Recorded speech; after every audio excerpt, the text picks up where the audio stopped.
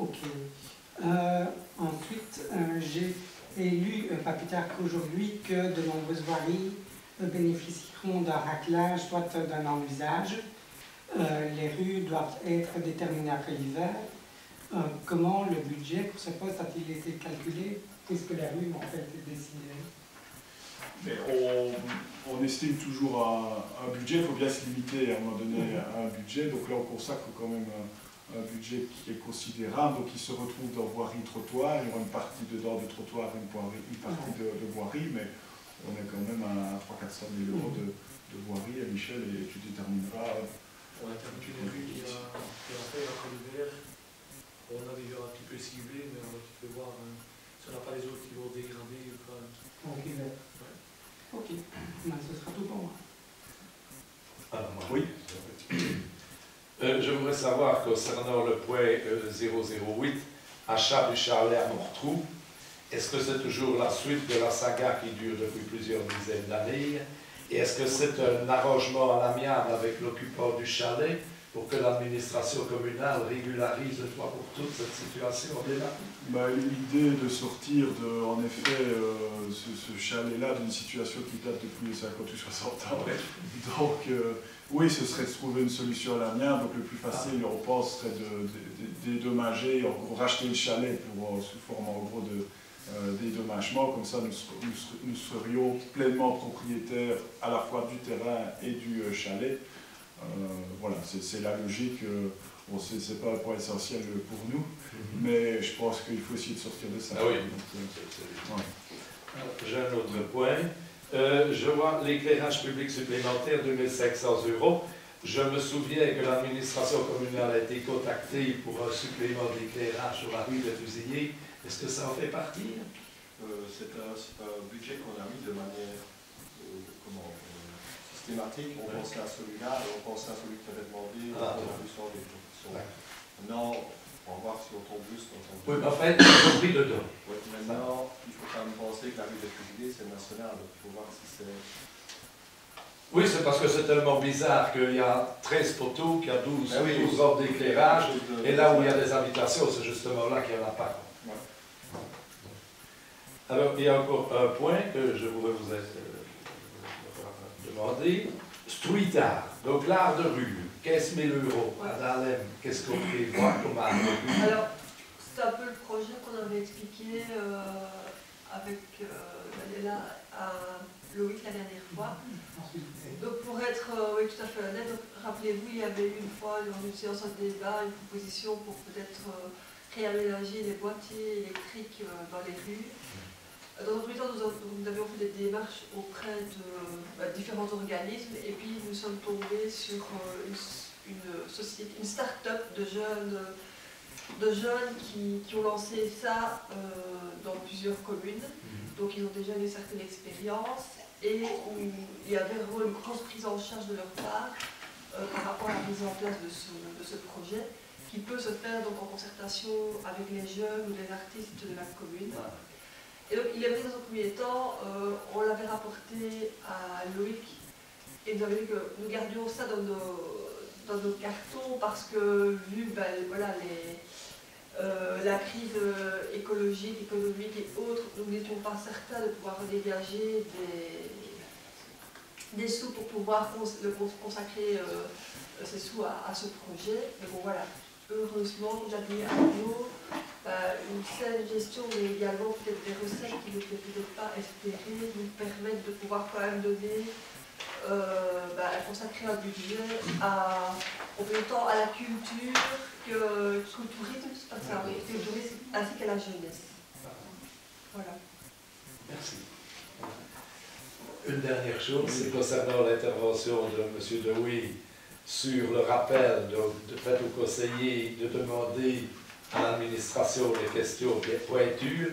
Je voudrais savoir, compte tenu que, il faut tout de même rappeler que le conseil communal est un débat démocratique et accessible à tout citoyen, je voudrais savoir si les questions qui seraient posées à l'administration seraient quand même soumises avec les réponses apportées au conseil communal.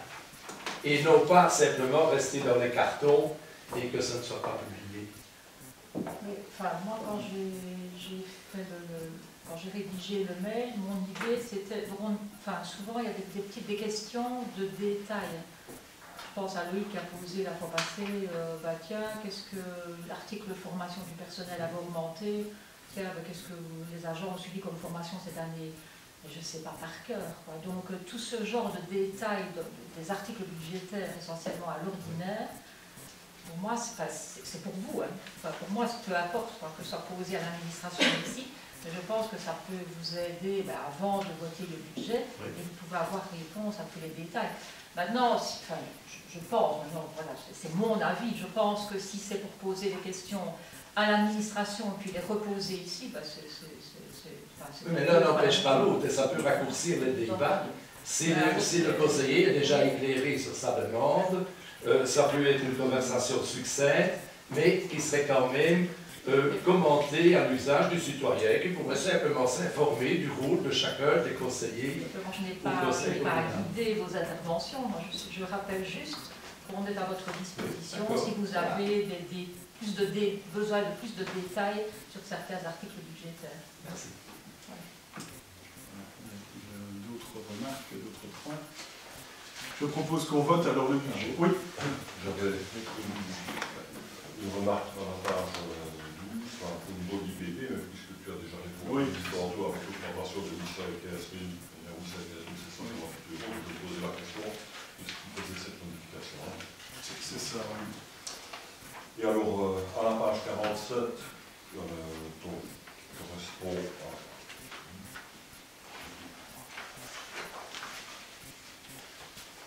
au niveau d'éducation populaire et art. Donc les autres années, je voyais apparaître un budget qui était prévu pour Benjamin, donc le budget 762 33 201, qui l'an dernier se portait à 2 000 €, et les autres années à 250 ou 300 €. Et cette année, je le vois complètement disparaître. Je me pose un peu la question, le pourquoi, est-ce que Benny ne satisfait pas au niveau du tortillard, ou ce qui s'ensuit au niveau des services? Non, ça se trouve dans d'autres articles budgétaires qu'un subside, mais Daniela peut peut-être expliquer. Parce qu'on ne le versait pas non plus. En fait, s'il n'était pas au compte, si je regardais, mais Daniela va t'expliquer. En fait, voilà, on avait invité les représentants de Benjamin, on leur a fait une proposition. Et finalement, ils devaient chaque fois revenir vers nous, donc on a chaque fois reporté les 2 000 € d'année en année, mais finalement, on n'a jamais eu de retour. Mais ce n'est pas pour ça qu'on n'a pas continué à utiliser le tortillard et que nos écoles, d'ailleurs, ont été quand même assez souvent, ont été à Blénimine, les seniors ont été à Blénimine, donc on continue vraiment à faire vivre Blénimine aussi. Donc voilà. Et peut-être même plus que les 2 000 € qui étaient prévus. C'est parce qu'on ne voit plus apparaître du budget en tant que ça, donc on se pose la question. L'idée, quand ils s'inquiétaient pour leurs finances, ils avaient envie d'avoir des certitudes financières chaque année. Et au lieu de... Donc on avait dit, ça va, au lieu de vous payer chaque fois qu'on envoie nos enfants à visite à Blénimine et de payer le tortillard et le nombre d'entrées, on va vous assurer un forfait annuel. Et c'était ça, c'est ce subside direct, c'était le forfait de 2 000 €. Et vu qu'au final, on n'est pas parti sur ce forfait, maintenant nos enfants, ils vont toujours autant, la plupart des écoles, c'est intéressant, je pense qu'il faut continuer à y aller, mais ça ne se retrouve pas dans subside direct à Blénimine, mais dans d'autres sorties, etc., où là, il y a le versement, le paiement de ces frais. Non, c'est ça. Par exemple, quand les enfants, quand les écoles les utilisent, ils utilisent d'autres crédits spécifiques à la forcément des écoles. Oui, c'est une démarche officielle de demande. J'ai une question ici, mais je ne sais pas finalement, avec le petit problème que j'ai eu pour savoir reporter les points, si ce point 4 figure dans le point que l'on discute maintenant.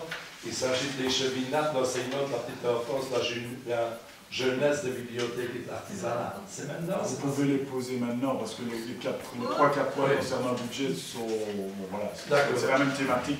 C'était juste de toute petite explication que j'aurais voulu savoir. La première s'adresse à Ariane, où je vois que dans les projets prévus, il y a l'organisation d'une 11e édition de la balade gourmande.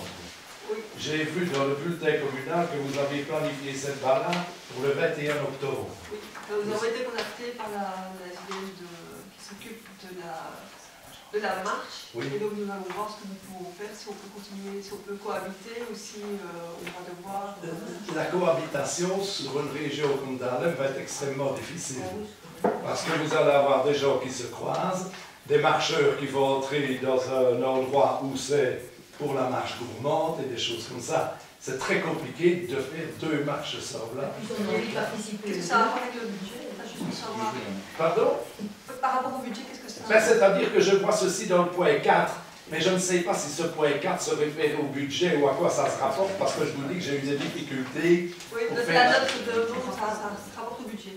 Ah ben voilà. Donc c'est la question que je voulais savoir, ou du moins vous rappeler que cette 11e édition devrait vraiment être déplacée parce que les organisateurs des marches ont tenu un calendrier qui est établi d'année en J'entends année. bien, mais nous aussi, d'année en année, donc on va discuter, trouver une solution la meilleure possible. Ça va. Enfin, oui, j'espère. Je ne sais pas parce que je ne suis pas sûre que la balade mouvement prévaut sur les marcheurs et inversement. Donc on peut dialoguer. C'est pas un rapport de force, c'est les marcheurs. Non, c'est pas un rapport de force, mais c'est une question de voilà, convivialité. C'est une question aussi que nous, on va discuter. les citoyens de Dahlem, si c'est un beau week-end, ils aimeraient faire la marche, ils aimeraient aussi faire la balade gourmande. Oui, mais la balade gourmande, c'est un jour, la marche, c'est 2 jours. On va en discuter. Il y a un dialogue qui va se faire avec les organisateurs sans souci. Ça va, d'accord, merci. Maintenant, j'ai une question aussi pour Madame Prima. C'est la recherche de subsides pour le remplacement des bustes fléchés. Oui. J'ai entendu dire, je ne sais pas si c'est fondé, j'ai entendu dire qu'une citoyenne de Warsage disposait des moules d'origine qui ont servi à la réalisation de ces bustes. C'est réel. Une petite cousine à vous. Une petite cousine à vous. C'est ça, c'est un lancé. C'est un lancé. Il ne faut pas oublier que le premier était en 1808. En 1898. En fait, c'est Sénateur libéral. Sénateur libéral, bien sûr. Bien sûr. En fait, c'est un dossier assez lourd. Donc, effectivement, on peut dire, effectivement, on a récupéré pas de moules, les bustes en plâtre. Donc, ce ne sont pas des moules, ce sont des bustes en plâtre. Et alors, on a eu une première estimation. Joyeux Noël. On a eu une première estimation éventuellement pour refaire les 4 bustes. Et on est quand même un peu tombé de haut au niveau des prix.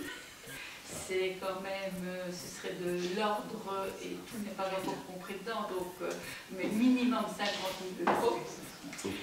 Donc, vous comprenez bien pourquoi je vais voir si je sais avoir des subsides, je vais essayer d'en trouver. Mais le problème va consister, parce que c'est chaque fois la même chose pour le petit patrimoine, la reconstitution, c'est en pierre, en polymère reconstitué en fait, en résine, voilà. Parce qu'il faut vous dire qu'en rond, c'est agréable. Oui, ce serait... Mais alors, vous connaissez comme moi le petit, enfin tout ce qui est patrimoine au niveau des subsides, si c'est pas à l'identique, donc il va falloir y aller franco. Moi, je vais voir ce que je peux faire, je vous dis... Mais le monument La Fontaine garderait sa place dans le cadre du nouveau projet d'aménagement de la place communale? Ça, je ne sais pas encore vous dire, parce que bon, au niveau... c'est un projet, quoi. Donc là, on a, au niveau de la participation citoyenne, il y a eu des idées, mais bon, on n'a pas parlé de l'araignée. Si vous pouvez être soulagé. Merci. Alors, une dernière, ça s'adresse à Michel. J'ai vu avancer sur le projet du hall en concertation avec l'architecte. Et je voudrais savoir, dans la situation actuelle, j'ai entendu dire que pas mal de structures sportives appartenant à des communes sont mises en attente et ne sont pas exploitées parce que le coût d'exploitation avec le prix de l'énergie actuelle est beaucoup trop cher et qu'on préfère fermer des piscines que de les chauffer pour la mettre à disposition des citoyens. Il y a eu aussi explosion des prix de construction. Est-ce que le moment est judicieux pour commencer la suite de ce projet? Mais vous l'avez dit, les projets qui sont arrêtés ou qui sont en attente, c'est les piscines. On parle de hall, on ne parle pas de piscine à la laine. Donc ce sera un hall. L'augmentation, on en est bien conscient. L'architecte a fait les plans, c'est rentré chez Infrasport. Ça prendra du temps, 1 an, 2 ans, 3 ans. On espère que les coûts vont diminuer. On verra, on avance dans ce sens-là. C'est pas demain qu'on va construire le hall, mais ça reste un projet. Et le sport reste pour la journée d'aller. Mais c'est un hall omnisport, c'est pas une piscine. Oui, bien sûr. Enfin, le hall omnisport est très énergivore aussi. Hein. Oui, Enfin.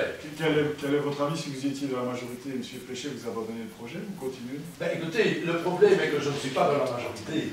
Alors, c'est difficile de prendre une position quand on est dans l'opposition.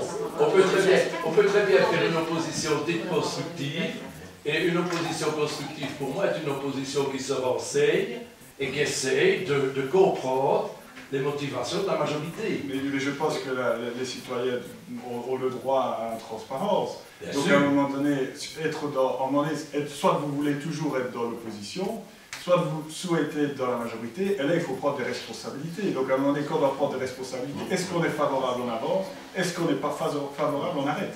Nous, c'est la question qui nous est posée. Donc qu'est-ce que vous feriez? Si j'étais dans la majorité.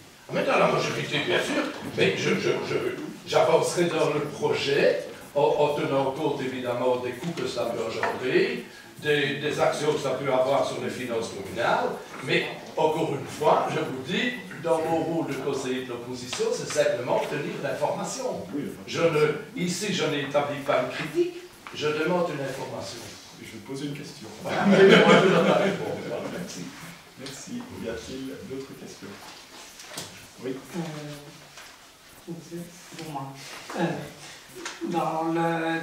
Donc par rapport au rapport du budget, je n'ai pas trouvé en tout cas le rapport de Fabien. Il ne l'aura pas parce que je vais envoyer mon document et on a indicativement. Mais je l'ai, si tu veux, je l'envoie ou je te le dis. Ok, Il y a un souci avec ça. à l'occasion, si tu peux nous le faire parvenir. Je l'envoie tous. Et avant le parcours de trail qui est prévu au budget, on avait déjà parlé du parcours vital. Est-ce qu'on en est avec ce projet? Le parcours vital, on l'a mis au budget, on va un petit peu voir ce qu'on fait, mais parcours de trail, on avance dans les balades et on avance en même temps pour les trails, pour en même temps passer les parcours de trail. C'était avec la maison du tourisme, et la maison du tourisme traîne un petit peu, donc Ok, merci. Concernant les balades, est-ce qu'on est toujours bien d'accord sur le fait que vous informerez vous-même le conseil communal de l'avant-projet des parcours avant la publication? Ça devra passer au conseil communal. Oui, mais avant la publication des balades. Des balades. Que le circuit utilisé, les parcours utilisés soient transmis au conseil communal avant, du moins, la publication. Je vais le présenter aujourd'hui. Très bien, merci. On discutera. Voilà, y a-t-il d'autres questions? Je propose qu'on vote le budget 2023. Oui. Oui. Oui. Oui. Oui. Oui. Oui. Oui. Oui. Oui. Oui. Oui. Oui. Magnifique, je vous remercie. Point 5. Finances, budget communal 2023, rapport du collège communal. Donc si vous avez encore des questions, vous pouvez les poser. Je pense qu'on en a fait le tour. Donc. Nico, on peut trouver le rapport? Oui. Oui. Oui. Oui. Oui. Oui. Oui. Oui. oui. Oui. Oui. Oui. Oui. Point 6, finances, budget 2023, fixation de la dotation à la zone de police Basse-Meuse. J'ai expliqué qu'elle ne changeait pas, maintenant ça reste un montant important, comme 627 000 €, c'est pas négligeable. C'est bien essentiel à notre sécurité. Le budget a-t-il été voté au moment au fond? Non, le budget sera voté au prochain conseil de police. Okay. Nico. Oui. Oui. Oui. Oui. Oui. Oui. Oui. Oui. Oui. Oui. Oui. Oui. Oui. Oui. Oui. Alors, point 7, fixation de la dotation à la zone de secours. Vesbrogne et Plateau. Je vous ai dit, elle sera peut-être revotée, mais nous devons la voter parce qu'elle est intégrée dans notre budget. Elle s'élève à 291 000 € pour les services de secours pompiers. Nico? Oui. Oui. Oui. Oui. Oui. Oui. Oui. Oui. Ah ouais. Oui. Oui. Oui. Oui.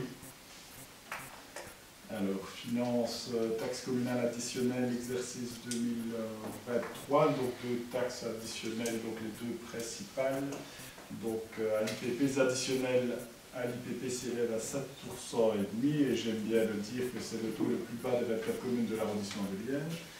Et la taxe sur le prix compte immobilier, les additionnels s'élèvent à 2600 centimes additionnels. Je vous propose d'approuver ces deux taxes. Oui. Oui. Oui. Oui. Oui. Oui. Oui. Oui. Oui. Oui. Oui.